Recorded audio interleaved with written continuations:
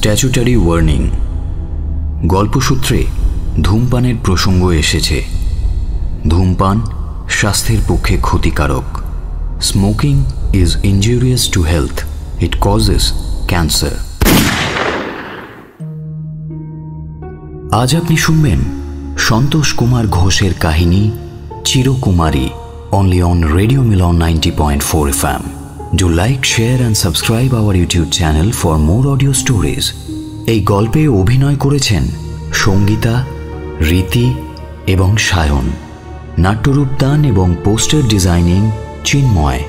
সমগ্র পরিচালনা এবং ধ্বনি পরিকল্পনা সায়ন। শুরু হচ্ছে সন্তোষ কুমার ঘোষের কাহিনী চিরকুমারী।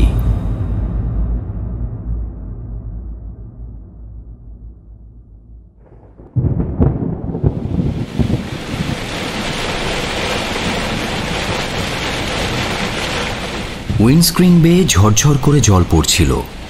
কিছুই দেখা যাচ্ছে না। ওয়াইপারটাকে সজোরে একবার চালিয়ে দিল পূর্ণেন্দু। তাতে অবশ্য নিয়মিত গতিতে যান্ত্রিক গোঙানির মতো একটা অস্পষ্ট শব্দ ছাড়া লাভ বিশেষ কিছুই হলো না। অস্পষ্টতা বাড়ল বই, কমল না। পকেট থেকে রুমাল বের করে পূর্ণেন্দু কাঁচটা ভেতর থেকে মুছল একবার। ভাবল গাড়িটাকে দাঁড় করিয়ে দেবে। বৃষ্টির দৌড় কতটা দেখাই যাক না, কিন্তু মন সায় দিল না। অতএব ইঞ্জিনটাকে চালিয়ে রাখতেই হলো। বৃষ্টি অনবরত পড়েই চলেছে। ফিনকি দিয়ে জল ছিটকে পড়ছে দুপাশে। পূর্ণেন্দু বুঝতে পারছিল রাস্তার দুপাশের নালায় যেন ঢল নেমেছে। গাছগুলো ভুতুড়ে প্রহরীর মতো দাঁড়িয়ে আছে। দুধার থেকে ঝুঁকে পড়ে নিজেরাই চুলোচুলি করে মরছে। এই দুর্যোগ যে নামবে বেরোনোর আগে একটু যদি তার আভাস পাওয়া যেত। তখন আকাশ ছিল রোদ ঝলমলে। হঠাৎ ঝড়জল পিছু পিছু ধাওয়া করে এসে যেন তাকে ঘিরে ধরল। এখন অন্ধকার, অপরিচিত গন্তব্য, গাড়িতে সে একা রয়েছে। পূর্ণেন্দু একবার শিউরে উঠল। শোঁ শোঁ শব্দ করে বাতাস বইছে। সেই ঠান্ডা বাতাসে না ভয়ে শিউরে উঠল, পূর্ণেন্দু ঠিক ঠাহর করতে পারল না। নিজেকে মনে মনে ধিক্কার দিল সে একজন পুলিশ অফিসার, হোক না জুনিয়র, কিন্তু এই অহেতুক ভয় তাকে মানায় না। কারণ সে এখন এক ভয়ার্ত মহিলাকে অভয় দিতে যাচ্ছে। তা নিজেই যদি ভয়ে জড়সড় হয়ে যায়, সাহস কাকে দেবে? কি করেই বা দেবে? বাস্তবিকভাবে আজকের এই দায়িত্ব পালনে পূর্ণেন্দুর মোটেই মনের দিক থেকে সায় ছিল না। এই ঠান্ডায় খিচুড়ি হলে বেশ ব্যাপারটা জমে যেত। শেষে একটা টানা গভীর ঘুম হলে তো সোনায় সোহাগা। কিন্তু পুলিশের কাজে সেই সুখ কপালে নেই। পাশের জানালা দিয়েও চুঁইয়ে চুঁইয়ে জল পড়ছিল। মাঝে মাঝে কেঁপে উঠছিল পূর্ণেন্দু। মনে মনে ভাবল, না কোনো মানে হয়? একটা টেলিফোনে উড়ো খবর পেয়ে এই ঝড় জলের সন্ধেবেলায় এইভাবে পাঠানো কোনো মানেই হয় না। হে ভবে সে শঙ্কর, সবারে দিয়াছ ঘর, আমারে দিয়াছ শুধু পথ। স্কুলে পড়া কবিতার লাইনটা পূর্ণেন্দু একবার মনে মনে আওড়ে নিল। এই কমলা দেবী মহিলাটি কে, যিনি বড় সাহেবকে আজ ফোন করেছিলেন? পূর্ণেন্দুর বড় সাহেবের কাছে আজ একটা ফোন এসেছিল। ফোন করেছিলেন এই কমলা দেবী। তিনি বলেছিলেন তার নাকি বিপদ আসন্ন, কিছু একটা অঘটন ঘটবে তার মন বলছে। অগত্যা বড় সাহেব পূর্ণেন্দুকে পাঠিয়ে দিয়েছেন। হঠাৎ পূর্ণেন্দুর মনে পড়ে গেল তার একটা খুব প্রিয় গানের কলি, সে যেন আসবে আমার মন বলছে। মনে মনে হেসে ফেলল সে।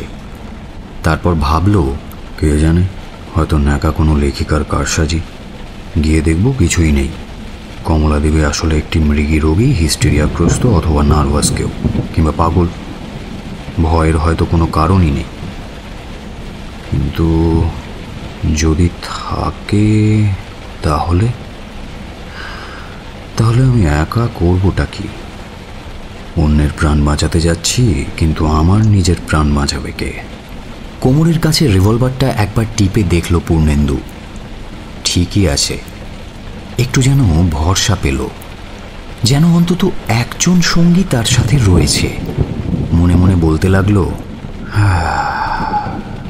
কমলা, বিমলা, রমলা আর আর কি যেন বললো, সুব্রত। রাইট, সুব্রত। বড় সাহেবের মুখে শোনা নামগুলো মনে মনে ঝালিয়ে নিচ্ছিল পূর্ণেন্দু। যে বাড়িতে সে আজ যাচ্ছে সেই বাড়িটার নাম অনন্ত আলয়। থাকেন 3 মহিলা, প্রাচীন বাড়ি, অনন্ত রায়ের পৈতৃক ভিটে। এই পরিবারটি সাহেবের পরিচিত। অনন্ত রায় কি একটা সূত্রে যেন বড় সাহেবের বন্ধুস্থানীয় ছিলেন। 3 জন মহিলাকেই চেনেন তিনি, হয়তো সেই কারণেই এই টান। টেলিফোন পেয়েই বিচলিত হয়ে পূর্ণেন্দুকে পাঠিয়ে দিয়েছেন তিনি। কমলা, রমলা আর বিমলা। বিমলা কিন্তু অনন্ত রায়ের মেয়ে নন, বিধবা বোন। তাঁর বয়সও অন্তত 70-72। চোখে খুব কম দেখেন, কানে আদৌ শোনেন না। বড় সাহেব পাখিকে বুলি শেখানোর মতো পূর্ণেন্দুকে মুখস্থ করিয়ে দিয়েছেন সব নাম। বিমলা রায় কম বয়সে বিধবা হয়েছিলেন। কবে বিধবা হয়েছিলেন আজ কারও তা মনে নেই, সম্ভবত বিমলার নিজেরও না। বড় বড় থাম আর ফাঁকে ফাঁকে পায়রার বাসার মতো বিমলাকেও সকলে ওই বিরাট নোনা ধরা বাড়িটার একটা অংশ বলে ধরে নিয়েছে। সুব্রত সম্পর্কে বিমলার ভাসুরের ছেলে। আজ কয়েক বছর ধরে কাকিমার আশ্রয়েই রয়েছে। কলেজের ছাত্র, খেলাধুলোয় বেশ দক্ষ। আইন কলেজের খাতাতেও নাম রয়েছে তার। এছাড়া রয়েছে কমলা আর রমলা। কমলাই অনন্ত রায়ের মেয়ে, একমাত্র সন্তান। রমলা অনন্ত রায়ের ভাইয়ের মেয়ে। কিন্তু সবচেয়ে আশ্চর্য ব্যাপার যেটা, দুজনেই অবিবাহিত। বিয়ে কেন হয়নি এর রহস্য সাহেব নিজেও ভালো জানেন না। দুজনকেই অনন্ত রায় লেখাপড়া শিখিয়েছিলেন, বোধহয় কিছুটা জেদ করেই। বিয়ে যে দেননি তাও বোধহয় জেদ। অনন্ত রায় অত্যন্ত একগুঁয়ে মানুষ ছিলেন, কিন্তু তাদের ভাগ্য নিয়ে অনন্ত রায় নিষ্ঠুর খেয়ালের বশে এমন কাণ্ড করলেন কেন? বোন বিধবা হয়ে ফিরে এসেছিলেন, তার সেই চেহারা অনন্ত রায় সহ্য করতে পারতেন না। সেই ক্ষোভই কি গোটা বিবাহ প্রথার ওপর গিয়ে পড়েছিল, আর তার জন্যই এইভাবে তিনি শোধ তুলতে চেয়েছিলেন? অবশ্য এমনও হতে পারে বড় ঘরের মেয়ে, মনের মতো পাত্র বাছাই করতে করতেই হয়তো বিয়ের বয়স পেরিয়ে গিয়েছে। কিন্তু ক্ষতি তো বিবাহ প্রথার হলো না, সমাজ ব্যবস্থারও হলো না। তার মেয়ে ভাইজি চিরকুমারী হয়ে রয়ে গেল। আজ দুজনেরই বয়স 40 পেরিয়ে গেছে। ভীষণ একটা তীব্র যন্ত্রণার কষ্ট দীর্ঘদিন বুকে চেপে অনন্ত রায় মারা গেছেন। অবশ্য উইলে তিনি কোনো ভুল করেননি। বিধবা বোন আর কুমারী মেয়ে দুটিকে সমান 3 ভাগে সম্পত্তি ভাগ করে দিয়েছেন। 3 মহলা বিরাট প্রাসাদটিতেও 3 জনেরই সমান অধিকার। বড় সাহেব পরিবারের ইতিহাসটা সবিস্তারে বলে দিয়েছিলেন পূর্ণেন্দুকে। পূর্ণেন্দু মনে মনে সেটাই ঝালিয়ে নিচ্ছিল, যাতে ওখানে পৌঁছে পরিস্থিতিটা বুঝে নিতে কোনো রকম অসুবিধে না হয়। অনন্ত রায়ের মৃত্যুর পরও তো প্রায় 20 বছর কেটে গেছে নয় নয় করে। হঠাৎ কি এমন ঘটল যাতে কমলা দেবী ব্যাকুল হয়ে টেলিফোন করলেন পুলিশের বড় সাহেবকে? কে জানে। দেউড়ি পেরিয়ে পূর্ণেন্দুর গাড়ি দাঁড়ালো। সাহেব পথের দিশা ভালো করে বুঝিয়ে দিয়েছিলেন, প্রাসাদের বর্ণনাও দিয়ে দিয়েছিলেন খানিকটা। তাই নারকেল সুপারি গাছের পাতার আড়ালে ঢাকা পড়ে যাওয়া বাড়িটাকে দূর থেকে চিনতেও পূর্ণেন্দুর কোনো রকম অসুবিধে হয়নি। কিন্তু ঘটনা হচ্ছে, আলো নেই। আলো নেই কেন? পরপর কয়েকটা অন্ধকার খুপড়ি, এককালে হয়তো অতিথিদের থাকার জন্যই বানানো হয়েছিল, কিংবা মালি ঠাকুর চাকরদের আস্তানা। এখন তাদের চিহ্ন মাত্র নেই, হয়তো আর সামর্থ্যতেও কুলোয় না। সদর এবং অন্দরমহলের মাঝখানে মস্ত একটা উঠোন পড়ে আছে। একটা ফোয়ারার অবশিষ্ট চিহ্নটুকু এখনো দেখা যায়। জুঁই ফুলের মতো শুভ্র কোনো বাচ্চা মেয়ে ঈষৎ ঝুঁকে পড়ে ঝাড়ি থেকে জল ঢালছে। এখন জল আর নেই, জল ঢালার ভঙ্গিটাই শুধু রয়ে গেছে। বৃষ্টি থেমে যাওয়াতে মেঘের আড়াল থেকে একটু জ্যোৎস্না ফুটে উঠেছে। পূর্ণেন্দু তাই সবকিছু অস্পষ্ট আবছাভাবে দেখতে পেল। শত অযত্নেও গোটা কয়েক পাম আর ঝাউ গাছ আজও মাথা তুলে দাঁড়িয়ে রয়েছে। মাঝে মাঝে একটা কনকনে ঠান্ডা ভিজে হাওয়া বইছিল। হঠাৎ একটা কুকুর ডেকে উঠতে পূর্ণেন্দু চমকে উঠল। আর একটু হলেই ফাটল ধরা সিঁড়িটার ফাঁকে ফাঁকে অশ্বত্থের শেকড়ের জালে পা জড়িয়ে হোঁচট খেত সে। সিঁড়িটা পেরোনোর পর ভারী কালো রঙের একটা কাঠের কপাট। পা টিপে টিপে উঠল পূর্ণেন্দু। কপাটে হালকা চাপ দিয়ে অনুভব করল সেটা ভেতর থেকে বন্ধ। ঘাড় উঁচু করে একটু দেখল পূর্ণেন্দু। ওপরের কোনো বন্ধ জানালার ফাঁক দিয়ে যদি আলোর কোনো মৃদু আভাস পাওয়া যায় তাহলেও না হয় বোঝা যায় কিছু, কিন্তু আলোর কোনো চিহ্নই নেই। কাঠের জানালাও নয়, খড়খড়িও নয়, কাঁচের সারসিতেও নয়। শুধু বাইরের হালকা জ্যোৎস্নায় ঝিকমিক করে উঠছিল চারপাশটা, কিন্তু ভেতরের দিকের আলোর চিহ্ন কোনোভাবেই পাওয়া গেল না। টর্চ জ্বালিয়ে পূর্ণেন্দু চারপাশটা একবার দেখে নিল। একবার ভাবল কাউকে চেঁচিয়ে ডাকবে কিনা। পরক্ষণেই টের পেল সেই চেষ্টাও বিফলে যাবে। এই গা ছমছমে আলো আঁধারিতে যেন পাথরের মতো ভারী হয়ে সাহসের শেষ কণাটাকেও নিঃশেষ করে পিষে মারবে। শরীরটা বারবার শিউরে উঠে অস্বস্তির পুঁটলি হয়ে উঠছে। খানিকক্ষণ অপেক্ষা করে পূর্ণেন্দু ভাবল এই রহস্যপুরীর অধিবাসিনী কমলা রায় বৃথা ভয় পায়নি। কপাটে মৃদু টোকা দিল, আর সঙ্গে সঙ্গে নিথর নিস্তরঙ্গ পরিবেশটা সহসা যেন আর্তনাদ করে উঠল। একটু দূর থেকেই কে যেন প্রশ্ন করল, কে? আগে আমি। কথাটা বলে পূর্ণেন্দু বুঝতে পারল এমন প্রশ্নের এই উত্তর দেওয়ার কোনো অর্থই দাঁড়ায় না। তবু ভরসা পেয়ে কপাটের ওপর একটু জোর দিয়ে ঠেলল পূর্ণেন্দু। কপাট জোড়া অল্প ফাঁক হলো। কিছুক্ষণ পরেই সে টের পেল সে এক প্রশস্ত উঠোনে গিয়ে দাঁড়িয়েছে। উঠোনটা যেখানে শেষ তারপরেই সরু দীর্ঘ একটা বারান্দা, যার দুধারে মৃদু প্রদীপের সারি। যাক, অন্দরমহলে তবু আলো আছে দেখছি, বাইরে এমন ঘুটঘুটে অন্ধকার। কথাটা পূর্ণেন্দু যেন অস্পষ্টভাবে নিজের মনের মধ্যেই বলল। সরু আলো আঁধারি প্যাসেজের শেষে একটা দীর্ঘ নারী মূর্তি, শুভ্র ফর্সা দেহ এবং সাদা পোশাক। হঠাৎ মনে হতে পারে যেন একটা পাথরের মূর্তি দাঁড়িয়ে আছে, কিন্তু সেই নারী দেহ ধীরে ধীরে এগিয়ে আসছিল। একেবারে কাছাকাছি এসে সে থমকে দাঁড়ালো, তার ভ্রু কুঁচকে গেল। সে বলল, আপনি কে? কথাটা পূর্ণেন্দুর কানে বেশ তীক্ষ্ণ মনে হলো। সেই গলার স্বর থেকে পূর্ণেন্দু অনুমান করল বাইরের থেকে সে এরই গলা শুনেছিল। মাঝবয়সী মহিলা, চুলেও দু একটা যেন পাক ধরেছে। কার্ড বের করে পূর্ণেন্দু এগিয়ে দিল। কমলা দেবী? কথাটা পূর্ণেন্দু সাহসের ওপর ভর করেই জিজ্ঞেস করল। আপনি কি পুলিশে ফোন করেছিলেন? মাথা নিচু করে সেই শীর্ণ ফর্সা মহিলাটি পূর্ণেন্দুর দেওয়া কার্ডখানা পড়ছিলেন। তার মুখ থেকে রূঢ়তার রেখাগুলো ধীরে ধীরে মুছে গেল। তিনি বললেন, পুলিশ? আপনি পুলিশের লোক? আসুন। বারান্দা পার হয়ে বসার ঘর। সে ঘরে উজ্জ্বল বৈদ্যুতিক আলো জ্বলছে দেখে পূর্ণেন্দু একটু আশ্বস্ত হল। পুরনো সেকেলে রীতিতে সাজানো ঘর। আসবাবপত্রগুলো সেকেলে হলেও বেশ দামি। ভারী একটা চেয়ারে বসে পূর্ণেন্দু বলল,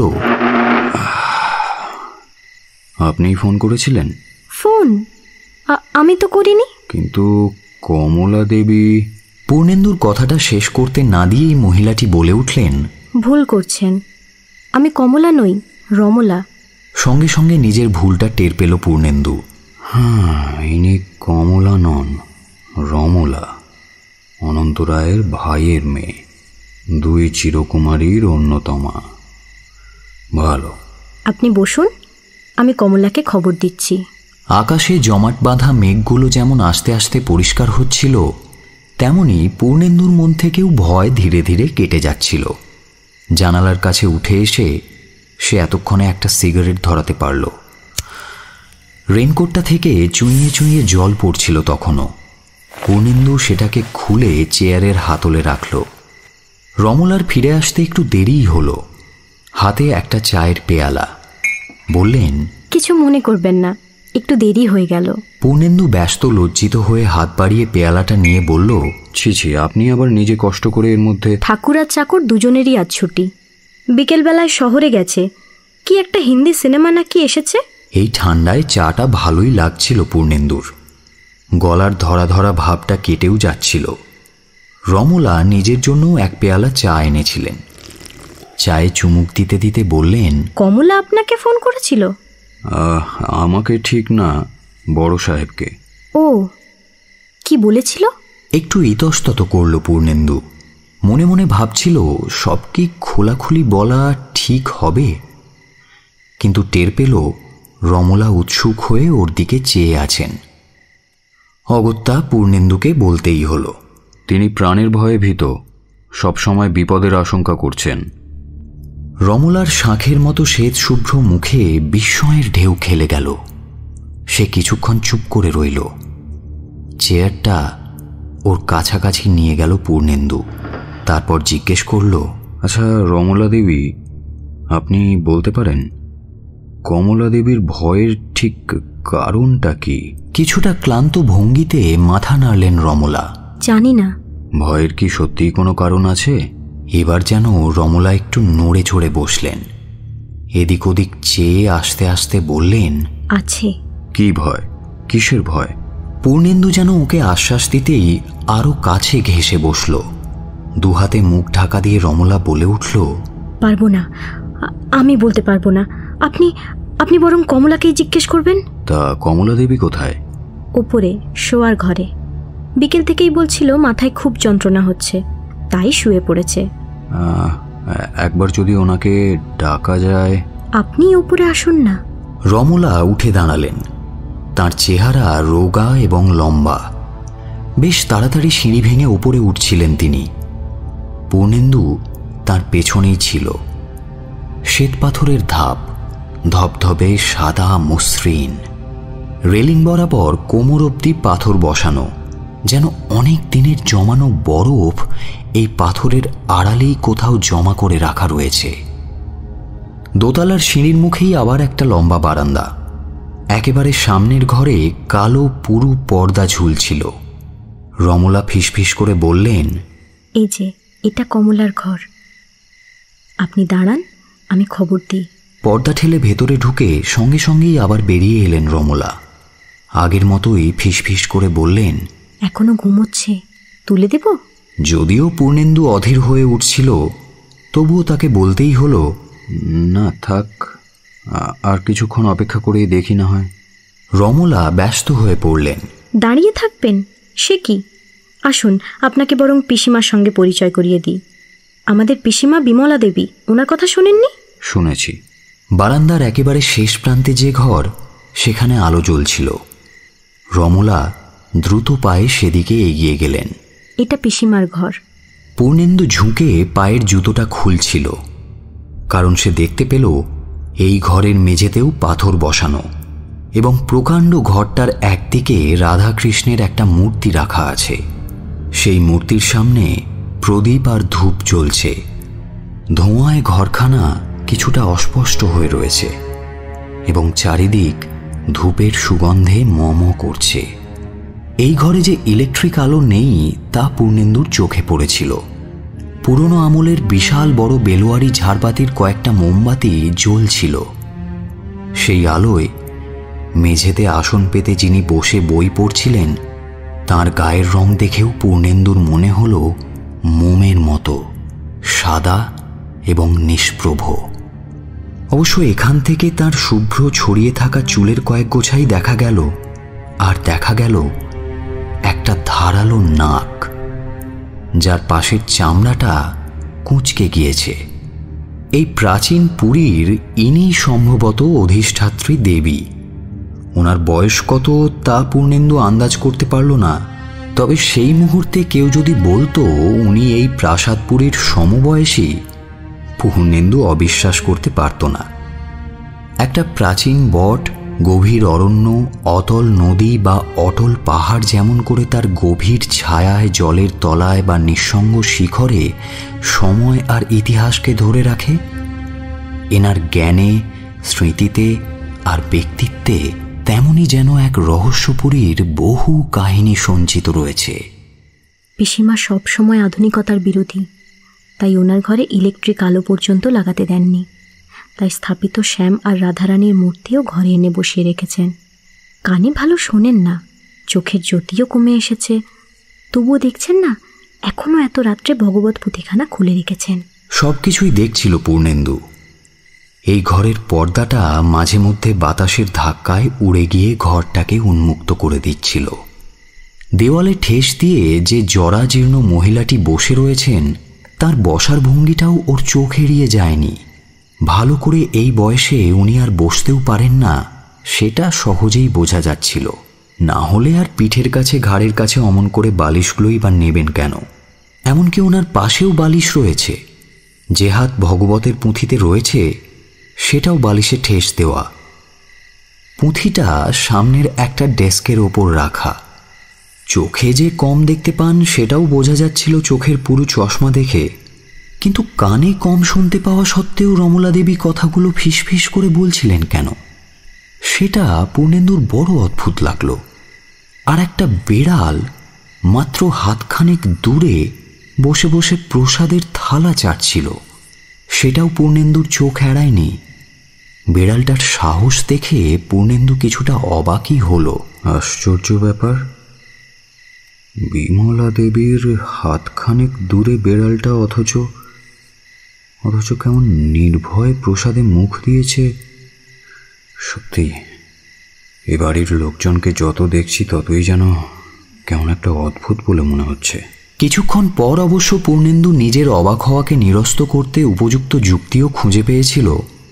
ভেবেছিল, নিষ্ঠা বা ভক্তি যতই থাক, আচারে যতই আস্থা থাক, নিঃসন্তান বাল্যবিধবা আর চিরকুমারীদের একটি দুর্বলতার কথা সে জানে, জীবের মায়া। কুকুর বেড়ালকে এনারা ভালোবাসেন, আদর করেন। নিশ্চয়ই এই বেড়ালটার প্রতিও নিতান্তই মায়া পড়েছে বিমলা দেবীর, তাই প্রশ্রয় না দিয়ে আর কোনো উপায় নেই। ইশারায় ওকে দাঁড়াতে বলে রমলা খালি পায়ে ঘরে ঢুকল।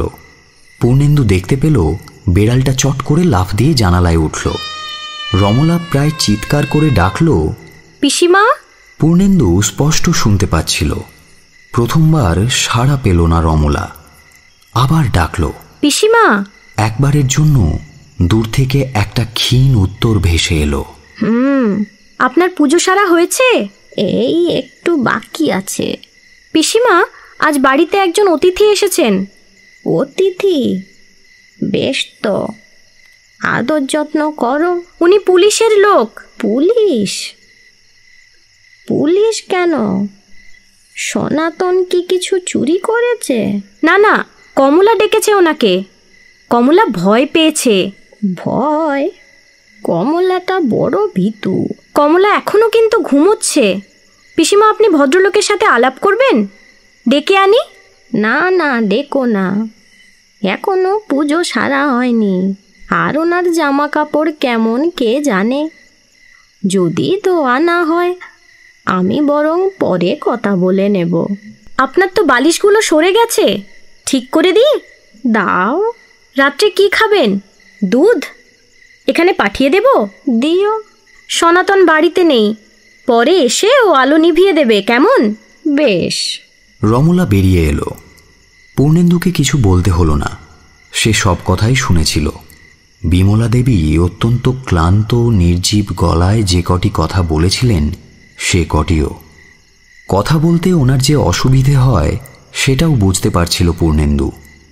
ওনার মনে হয় ওপরের পাটিতে একটাও দাঁত নেই, বারবার জিভ ঠেকাচ্ছিলেন তালুতে। তাতে কয়েকটা বিকৃত স্বরও সৃষ্টি হচ্ছিল।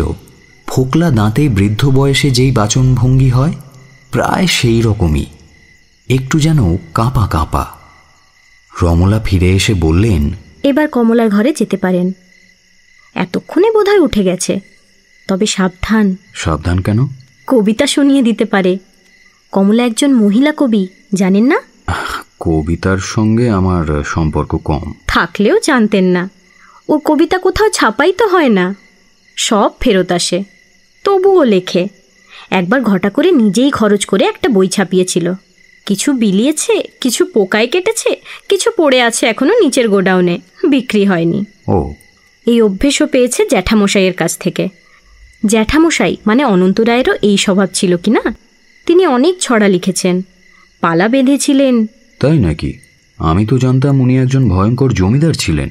সে তো পৈতৃক, পরে অবশ্য সম্পত্তির আয় আর পরিমাণ বাড়িয়েও নিয়েছিলেন। কিন্তু ওনার ভেতরে একটা কবিও ছিল। প্রকৃতিতে খুব কোমল ছিলেন জ্যাঠামশাই। আমার বাবা ছিল ঠিক উল্টো। এই পরিবারের বিচিত্র ইতিহাসের ব্যাপারে আরও অনেক কিছু জেনে নেবে বলে কৌতূহল হচ্ছিল পূর্ণেন্দুর, কিন্তু রমলা সেই সুযোগটা দিলেন না। বললেন, আপনার নিশ্চয়ই খুব খিদে পেয়েছে, যাই জলখাবার নিয়ে আসি। কথাটা বলেই সে তরতর করে নিচে নেমে গেল। পূর্ণেন্দু আস্তে আস্তে কমলার দরজার পর্দা ঠেলল। সত্যিই কমলা ঘুম থেকে উঠে গিয়েছে। ছোট্ট টেবিলটাতে বসে কি যেন লিখছিল। পূর্ণেন্দুকে দেখে লজ্জিতভাবে হেসে কাগজটা লুকিয়ে ফেলল। পূর্ণেন্দুর মনে হলো হয়তো কবিতার কাগজ। কমলা ওকে দেখে উঠে দাঁড়ালো। পূর্ণেন্দু দেখল এই মহিলাও আকারে রমলার মতোই লম্বা এবং গৌর বর্ণের, তবে রমলার মতো সাদা ফ্যাকাশে পাণ্ডুর মতো নয়। সবচেয়ে অবাক হল পূর্ণেন্দু কমলার চোখ দেখে। মণি দুটো কেমন যেন নিস্তেজ, মোহাচ্ছন্ন। কমলা স্মিত মুখে চেয়েছিল, কিন্তু সেই হাসির ভঙ্গিও কেমন যেন অস্বাভাবিক। রমলার গালের হাড় দুটো যেমন উঠে রয়েছে, কমলার তেমন নয়, কিন্তু চোখের কোলে কয়েকটা রেখা আর কালির ছাপ স্পষ্ট। আসুন আসুন। নমস্কার, আমি পুলিশ থেকে আসছি। আপনি কি ক্যাপ্টেন চৌধুরীকে ফোন করেছিলেন? ক্ষণিকের মধ্যেই কমলার মুখ উজ্জ্বল হয়ে উঠল। হ্যাঁ, ক্যাপ্টেন চৌধুরী আমার বাবার বন্ধু ছিলেন, তাই বিপদে পড়েই। পূর্ণেন্দু কার্ডটা বাড়িয়ে দিল। I C. কমলা দেবী, আমি আপনার বিপদ দূর করতেই এসেছি। এখন কি বিপদ আমাকে একটু খুলে বলুন। আবার চোখে সেই অস্বচ্ছ মোহময় দৃষ্টি। কমলা কিছুক্ষণ চুপ করে থেকে বলল, আপনাকে কি বোঝাতে পারবো আমি? এখানে বিপদ আছে, সেটা আমি অনুভব করেছি, সেটা রয়েছে আমার অনুভবে। এই অস্পষ্ট অসংলগ্ন কথায় পূর্ণেন্দু নিজেই অস্বস্তি বোধ করল। মুখে বলল, তবুও যদি একটু আন্দাজ অনুমান দেন তাহলে সুবিধে হয় আর কি। নেশাগ্রস্তের মতো কমলা কিছুক্ষণ ঝিম মেরে বসে রইল। চোখ তুলে চেয়ে যখন কথা বলতে শুরু করল, পূর্ণেন্দুর হঠাৎ মনে হলো এ যেন কমলা নয়, তার মুখ দিয়ে অন্য কেউ কথাগুলো বলিয়ে নিচ্ছে। ক্লান্ত ভাঙা ভাঙা গলায় কমলা বলছে, কি বিপদ সেটা কি আর আমি আপনাকে বোঝাতে পারবো? আচ্ছা, আপনি কি টের পাননি? রমলা আপনাকে কিছু বলেনি? আসলে বিপদ এই বাড়ির নিঃশ্বাসে, এর প্রতিটি ইটের ফাটলের কনকনে ঠান্ডা বাতাসে। আপনার এমন ধারণার কোনো কারণ? কি জানি কেন, হয়তো এই বাড়ির আয়ু পূর্ণ হয়ে গেছে, এর হয়তো এখন মৃত্যুই মঙ্গল। জানেন, নির্দিষ্ট আয়ুকে অতিক্রম করার চেষ্টাও করতে নেই, সেই চেষ্টায় বিপদ ডেকে আনে। সময় সম্পূর্ণ হলে নীরবে চলে যাওয়াটাই ভালো। এই বাড়ির সময় সম্পূর্ণ হয়ে গেছে, একে একদিন যেতেই হবে।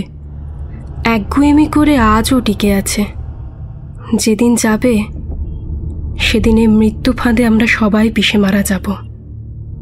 কিছুক্ষণ থেমে মোহাচ্ছন্ন স্বরে কমলা আবার বলতে শুরু করল, আমরা সবাই মারা যাব।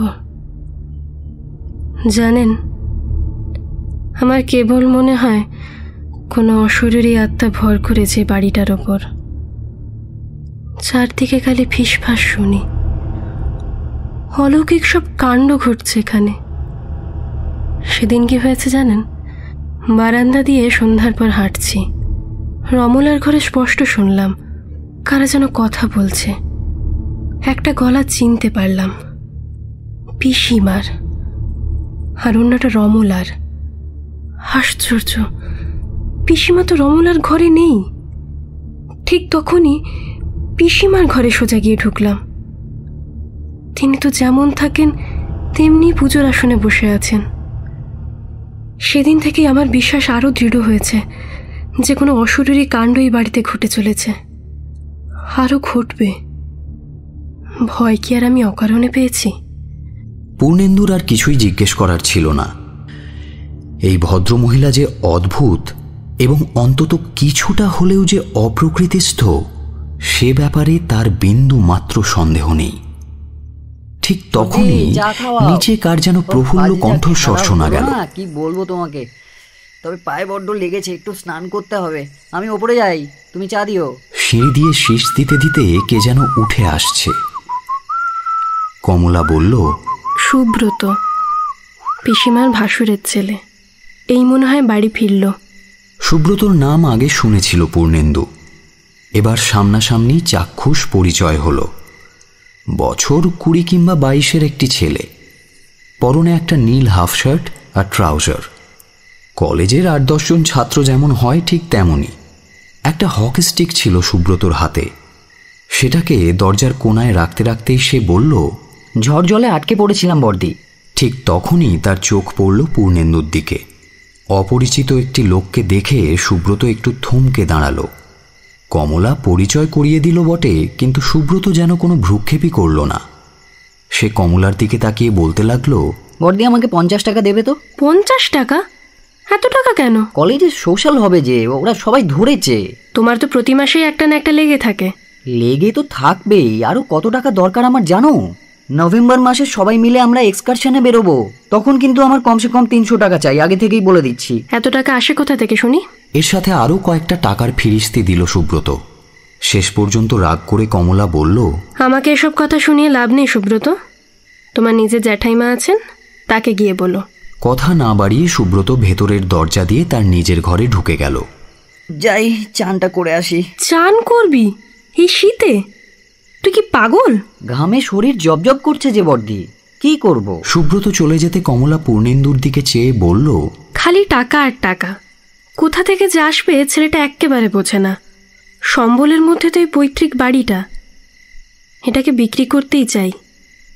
আমিও চাই, রমলাও চায়, কিন্তু পিসিমা চান না একেবারে। এই বাড়ি ছেড়ে তিনি এক পাও নড়বেন না। অথচ বাড়িটা বিক্রি করে ছোট একটা বাসায় যদি উঠে যাই। একটু থেমে কমলা আবার বলল, সুব্রতকে তাই তো বলি, তুমি বাবু তোমার নিজের জ্যাঠাইমাকে বলে কয়ে রাজি করাও। পিসিমাই ওকে ছেলেবেলায় এই বাড়িতে এনে রেখেছেন কি না, মানুষ করেছেন। এই সময় দরজার কাছে রমলা এসে দাঁড়ালো। পূর্ণেন্দুবাবু, আপনার খাবার দেওয়া হয়েছে, একবার নিচে আসবেন। নিচের ঘরে পূর্ণেন্দুর বিছানা তৈরি হয়েছিল। আজ রাত্রে রাস্তার যা অবস্থা, ফেরার কথা মনে আনাও পূর্ণেন্দুর সাহস হচ্ছে না। তাছাড়া কাল সকালে সে দিনের আলোয় বাড়িটাকে ভালো করে দেখতে চায়, আরও খোঁজ খবর নিতে চায়। দেওয়ালে কয়েকটা বাঘের মাথা আর হরিণের শিং সাজানো রয়েছে। তাদের ছায়া আরও বিস্তৃত হয়ে মেঝের কার্পেটে এসে পড়ছিল। ঘুম আসছিল পূর্ণেন্দুর, কিন্তু রমলা ছোট্ট একটা মোড়া পেতে বসেছিলেন ওর ঘরে। মাথা নিচু করে উল বুনছিলেন। মাঝে মাঝে কথাও বলছিলেন রমলা এই বাড়ির ইতিহাস নিয়ে। একদিন কত গৌরব, কত ঐশ্বর্য ছিল এই বাড়ির। গাম্ভীর্য, নাম ডাকও কিছু কম ছিল না। রমলার বাবা ছিলেন মস্ত শিকারী। এই যে দেওয়ালে বাঘের মাথা, ভালুকের চামড়া, সব তাঁরই স্মৃতি। পূর্ণেন্দু জড়ানো গলায় বলল, তার চোখ ঘুমে জড়িয়ে আসছিল। আর ঠিক সেই মুহূর্তে একটা প্রচণ্ড শব্দ হলো। ঝনঝন করে ওপরের কোনো একটা ঘরে যেন সবকটা শার্সি ভেঙে পড়ল। পূর্ণেন্দু ধর্মর করে উঠে বসল বিছানায়। অভ্যেসবশত তার হাত চলে গেল নিচের ব্র্যাকেটে, যেখানে রিভলভারটা রাখা ছিল। উত্তেজিত স্বরে পূর্ণেন্দু বলে উঠল, গুলির শব্দ। রমলার মুখ আতঙ্কে সাদা হয়ে গেছে। ঠকঠক করে কাঁপছিল সে। লোকলজ্জা ভুলে পূর্ণেন্দুকে আঁকড়ে ধরতে চাইছিল। পূর্ণেন্দু তাকে সরিয়ে উঠে দাঁড়ালো। রিভলভারটা হাতে নিয়ে দরজার দিকে এগিয়ে গেল সে। চাপা গলায় রমলাকে বলল, আমার পেছন পেছন আসুন। দোতলার বারান্দায় রেলিং ধরে কাঁপছিল কমলাও। সুব্রতর চোখ মুখ লাল হয়ে গেছে, চুলগুলো ঘেঁটে গেছে। এমন অবস্থায় বিমলা দেবীর ঘর থেকে বেরিয়ে এলো সে। মুখ থেকে শুধু অস্ফুট একটা শব্দ বেরিয়ে এলো তার, জ্যাঠাইমা, জ্যাঠাইমা নেই। পূর্ণেন্দু ছুটে সেই ঘরের দিকেই এগিয়ে গেল। দেখার অবশ্য আর কিছুই বাকি ছিল না। উঁকি দিতেই সব কিছু স্পষ্ট হয়ে গেল।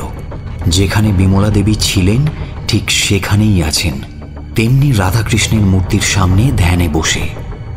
শুধু তার মাথাটা বুকের ওপর ঝুঁকে পড়েছে। পেছন দিকে তাকিয়ে পূর্ণেন্দু বিহ্বল গলায় বলে উঠল, এখানে কোনো ডাক্তার পাওয়া যায় না? হ্যাঁ, তখন অবশ্য কোনো ডাক্তার পাওয়া গেলেও লাভ কিছুই হতো না।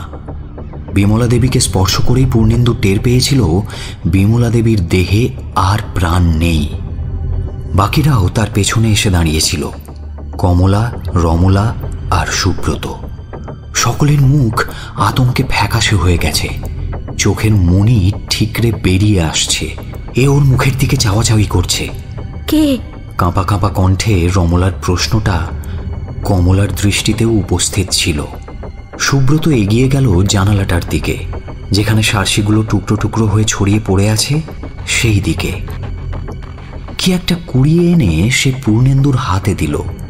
পূর্ণেন্দু বলে উঠল, গুলি। জানালার কাছে যখন পড়ে আছে তখন নিশ্চয়ই গুলিটা ভেতরের দিক থেকেই এসেছে, অর্থাৎ বারান্দায় দাঁড়িয়ে কেউ বন্দুক তাক করে গুলিটা ছুঁড়েছে। কিন্তু কিন্তু কে? একটা ঠান্ডা শীতল হাওয়া বয়ে গেল সেই পরিবেশে। নিস্তব্ধতা বিদীর্ণ করে রমলা হঠাৎ কর্কশ গলায় চিৎকার করে উঠল, কে হত্যা করলো পিসিমাকে? এরকম নিষ্ঠুরভাবে তাকে কে হত্যা করলো? আস্তে আস্তে মাথা নেড়ে কমলা বলে উঠল, জানি না। এবার রমলা তীক্ষ্ণ কণ্ঠে বলে উঠল, কিন্তু তোমরা দুজনেই তো ওপরে ছিলে, তুমি আর সুব্রত, তোমরা নিশ্চয়ই জানো। কমলা তেমনি শুষ্ক কণ্ঠে বলল, না না, আমরা ঘরেই ছিলাম। সুব্রত বই পড়ছিল, আওয়াজ শুনেই আমরা বাইরে বেরিয়ে আসি। রমলার চোখ জলজল করছিল। সেই চোখে এবার একটা ইঙ্গিতও খেলে গেল। খুব ধীরে ধীরে চিবিয়ে চিবিয়ে কথাগুলো উচ্চারণ করল রমলা, তোমরাই কেউ নয় তো? কমলা ভয়ার্ত পাণ্ডুর হয়ে গিয়েছিল। আরো কুঁকড়ে আরো পিছিয়ে গেল সে। আমি আমি এমন কাজ করব? আমি হত্যা করব জ্যাঠাইমাকে? কেন ছোটদি? আমি কেন হত্যা করতে যাব? অতি স্পষ্ট কণ্ঠে রমলা বলে উঠল, তোমার টাকার দরকার ছিল। কথাটা বলতে বলতে হঠাৎ কেমন যেন উত্তেজিত হয়ে উঠল রমলা।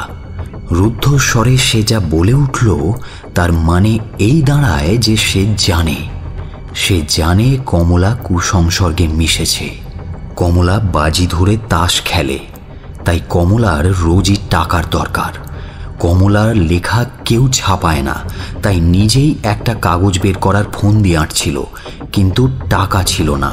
একমাত্র উপায় ছিল এই বাড়িটা বিক্রি করা। অনেক বুঝিয়েও তারা পিসিমাকে রাজি করাতে পারেনি, কারণ তিনিও এই বাড়ির একজন উত্তরাধিকারিণী।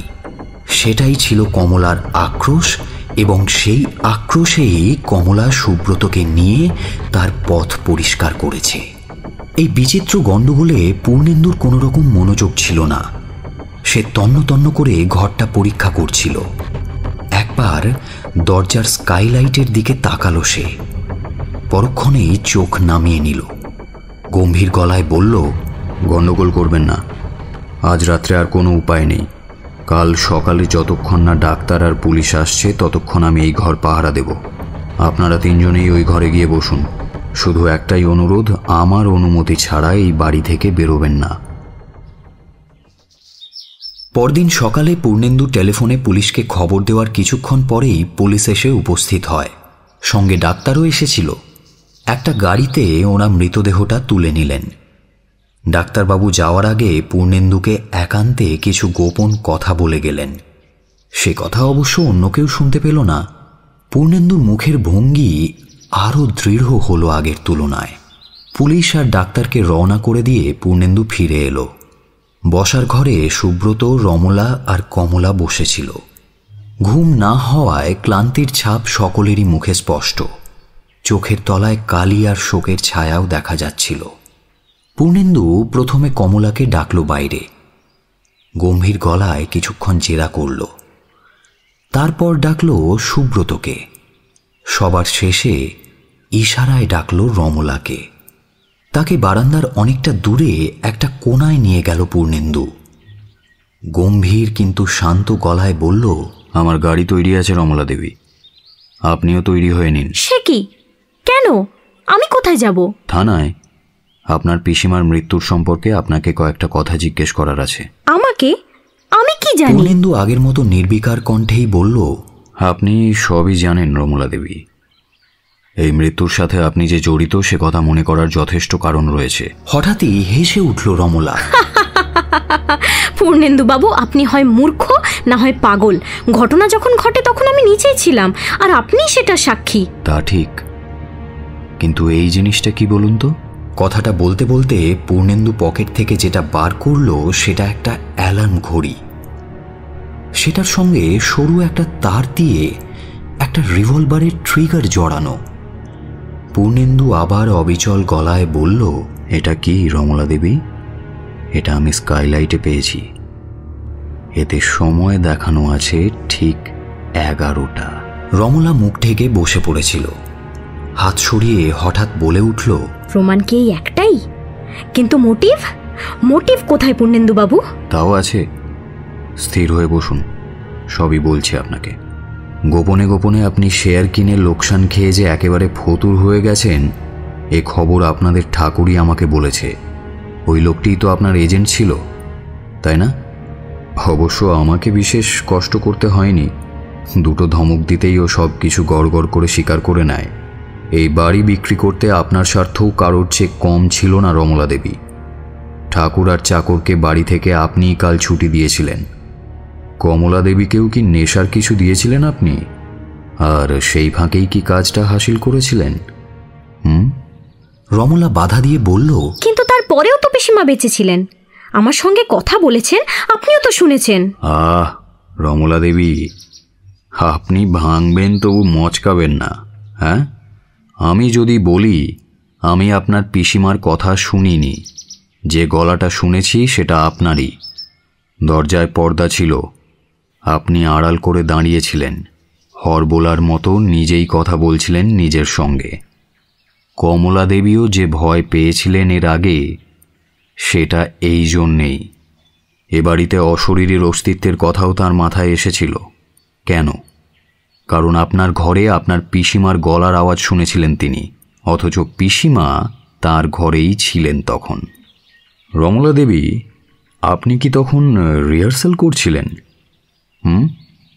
ফোকলা দাঁতে ফ্যাঁস ফ্যাঁসে কথার আওয়াজ কেমন শোনায়? কি আপনার পিসিমার কথা বলার ধরন নকল করছিলেন তো? এই পরিকল্পনা তো তবে আপনার অনেক দিনের।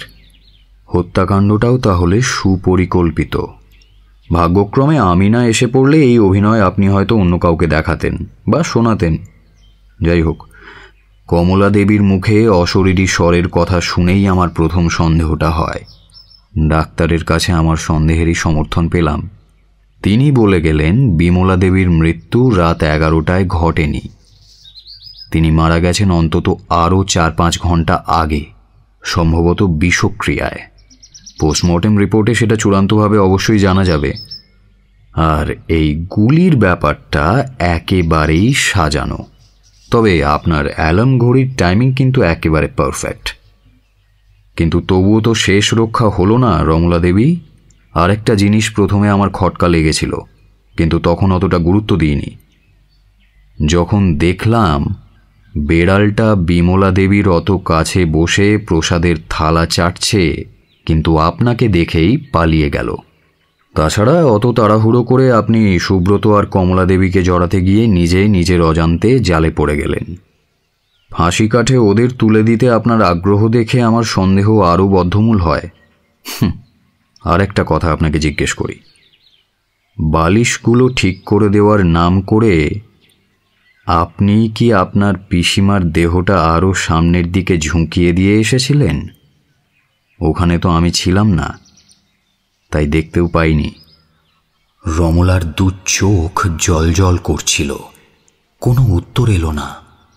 পূর্ণেন্দু একটু থেমে আবার বলল, তাছাড়া হত্যা তো আপনার রক্তে মিশে আছে রমলা দেবী। আপনার বাবা ছিলেন বড় শিকারী। দেওয়ালের বাঘের মাথা আর হরিণের শিংগুলো তারই সাক্ষী। আপনাকে গুলি চালাতেও হয়তো তিনিই শিখিয়েছিলেন। এবাড়ির অন্য কারো হাতে সে সুযোগ কিন্তু ছিল না। অন্তত আপনাদের পারিবারিক ইতিহাস তো তাই বলে। রমলা এবারেও কোনো উত্তর দিল না। পাথরের মতো বসে রইল সে। দেরি হয়ে যাচ্ছে রমলা দেবী, একটু তাড়াতাড়ি করুন। উঠুন উঠুন। ধীরে ধীরে উঠে এলো রমলা। কোনো কথা না বাড়িয়ে পূর্ণেন্দুর গাড়িতে উঠে বসল। পূর্ণেন্দুর গাড়ি দেউড়ি ছেড়ে বেরিয়ে রাস্তার উপর দিয়ে ছুটে চলল থানার উদ্দেশ্যে।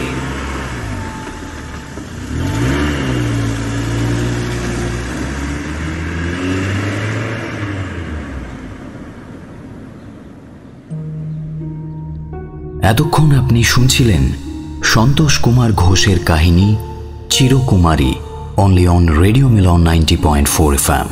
Do like, share and subscribe our YouTube channel for more audio stories. Ramla এবং বিমলার চরিত্রে সঙ্গীতা, কমলার ভূমিকায় রীতি, গল্প পাঠে এবং অন্যান্য চরিত্রে সায়ন, নাট্যরূপদান এবং পোস্টার ডিজাইনিং চিন্ময়, সমগ্র পরিচালনা এবং ধ্বনি পরিকল্পনা সায়ন। আগামী সপ্তাহে আরও একটা নতুন গল্প নিয়ে হাজির হব আমরা। শুনতে থাকুন রেডিও মিলন 90.4 FM.